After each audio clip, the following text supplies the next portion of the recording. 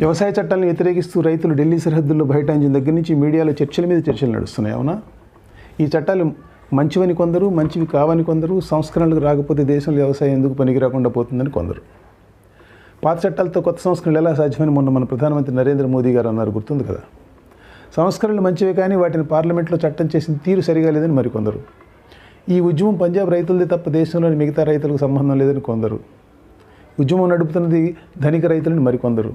మోదీ గారి నాయకత్వంలో బీజేపీ ప్రభుత్వం దేశాన్ని ఎక్కడికో తీసుకువెళ్ళదలుచుకుంటే పని పాటలేని ప్రతిపక్షాలు, జాతి వ్యతిరేకులైన ప్రతిపక్షాలు రైతులను ఎగదోసి ఉద్యమం చేయిస్తున్నాయని ఇంకొందరు.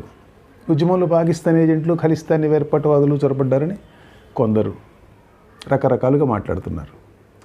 రైతుల ఉద్యమంపై ప్రభుత్వం తరపున దుమ్మెత్తిపోయడం వీరిలో చాలామంది లక్ష్యం. ఎందుకంటే ప్రభుత్వం నేరుగా ఆ పని చేయలేదు, ఇంకా అంతవరకు తెగించలేదు. అందుకని వారి తరపున వకాల్తా అన్నమాట ప్రభుత్వం తరపున. కొందరు మంచివాళ్ళు కూడా, అంటే సదుద్దేశంతో ఆలోచించే వాళ్ళు కూడా ప్రభుత్వం తెచ్చిన ఈ కొత్త చట్టాలు వ్యవసాయ రంగాన్ని సంస్కరిస్తాయని, రైతులకు మేలు చేస్తాయని నమ్ముతున్నారు. మన మాజీ ఐఏఎస్ అధికారి జయప్రకాష్ నారాయణ లాంటి వారు. వారికి అర్థం కానిది, మట్టి పిసుక్కునే రైతులకు బాగా అర్థమైనది ఏమిటంటే ఈ చట్టాలు చివరికి భారతదేశ ఆహార రంగాన్ని బడా కార్పొరేట్ల చేతికి అందిస్తాయి, అప్పనంగా పళ్ళెంలో పెట్టి అందిస్తాయి.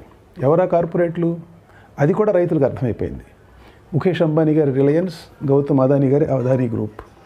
అందుకే ఢిల్లీ సరిహద్దుల్లో మోహరించిన రైతుల నోట అంబానీ, అదానీ పేర్లు వినపడుతున్నాయి. నిన్న మొదటిసారిగా రైతులు రిలయన్స్ గ్రూప్, అదానీ గ్రూప్ ఉత్పత్తులను బహిష్కరించాలని పిలుపునిచ్చారు. మోదీ ప్రభుత్వం చేసిన 3 చట్టాలు మంచివని వాదించేవారు వాళ్ళు అనేది ఏంటంటే రైతులు తమ పంటను దేశం మండీ వెలుపల దేశంలో ఎక్కడైనా ఇష్టం వచ్చిన ధరకు అమ్ముకోవచ్చు, వెసులుబాటు అని. వారు విస్మరిస్తున్న విషయం ఏంటంటే అలా విక్రయించుకోవడానికి ఈ చట్టాలు అవసరం లేదు కొత్తగా. ఇప్పటికే దేశంలో చాలా వరకు ఈ వెసులుబాటు ఉంది. మండీలను, మార్కెట్ యార్డులను నిర్వీర్యం చేసి ఆహార ఉత్పత్తుల ఆ కొనుగోళ్లపై కార్పొరేట్లకు గుత్తాధిపత్యం ఇచ్చేందుకు వేసిన రహదారి, హైవే ఈ చట్టాలు. కాదనుకుందాం కాసేపు మాట వరుసకు. మరి కనీస మద్దతు ధర ఎంఎస్పీ కొనసాగుతుందని హామీ ఇస్తున్న మోదీ ప్రభుత్వం అదే మాటకు చట్టబద్ధత కల్పించడానికి ఎందుకు ఒప్పుకోవడం లేదు?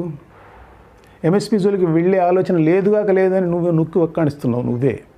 మరి ఆ ముఖ్య చట్టంలో పెట్టు, ఇబ్బంది ఏముంది? కుదరదట. రాతపూర్వకంగా హామీ ఇస్తారట. నమ్మొచ్చా? ఆంధ్రులకు బాగా తెలుసు మోదీ మాటలు నమ్మొచ్చో లేదో. దేశంలో పడిన ఆహార ధాన్యాలు మొత్తం కొనుగోలు చేయగల ఆర్థిక స్తోమత అంబానీ, అదానీలకు కావాల్సినంత ఉంది.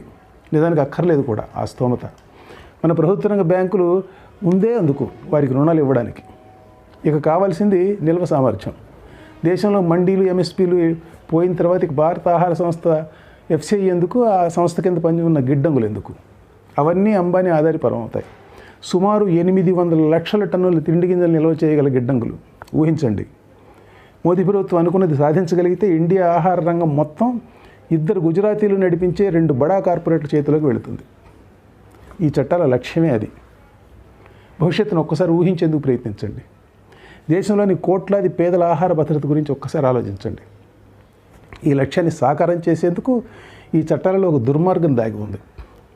ఈ చట్టాల అమలు క్రమంలో ప్రభుత్వాలపై కానీ, ప్రభుత్వోద్యోగులపై కానీ, మరే వ్యక్తిపైన కానీ ఎవరూ కూడా కోర్టుకు వెళ్ళడానికి వీల్లేదు.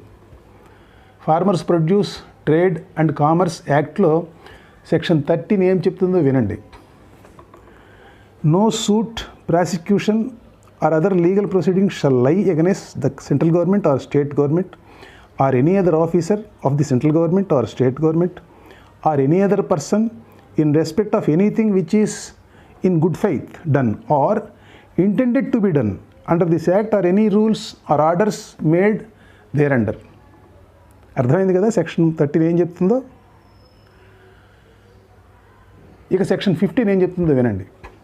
No civil court shall have jurisdiction to entertain any suit or proceedings in respect of any matter, the cognizance of which can be taken and disposed or by any authority empowered by or under this act or the rules made thereunder. అంటే ఈ చట్టం కింద ఏ వ్యవహారంపై కూడా civil కోర్టుకు jurisdiction ఉండదు.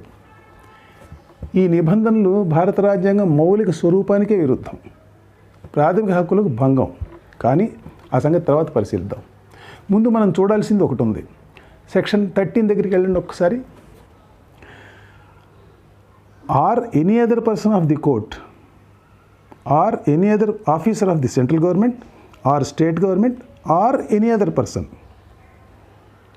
ప్రభుత్వోద్యోగులపై case పెట్టడానికి వీలు లేదు. సరే, ఈ ఎనీ అదర్ పర్సన్ ఎవరు?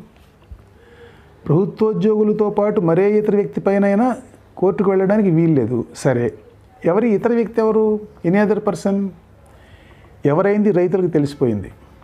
అందుకే అంబానీ అదానీ బ్రాండ్లను బహిష్కరించాలని నినదిస్తున్నారు వారు.